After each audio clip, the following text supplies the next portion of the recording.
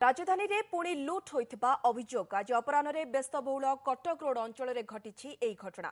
Construction company Shri Siddhi Vinayak Buildcon private limited रो manager bank रु 15 लाख टंका उठाई निकटरे थिबा ऑफिस को आसबा पई रास्ता पार हेउथिले।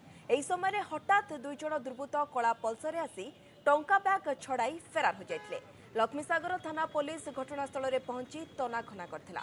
लुट्र शिकार होइथिबा व्यक्तिଙ୍କ बयान को आधार करी लुटेरा को धरिबा पई उद्यम आरंभ होइछि। संपृक्त अंचल में थिबा पेशादार अपराधी ना बाहरर अपराधी एही लुट्रे संपृक्त अछंती से ने तदंत जारी रखिछि कमिशनरेट पुलिस रो स्पेशल स्क्वाड।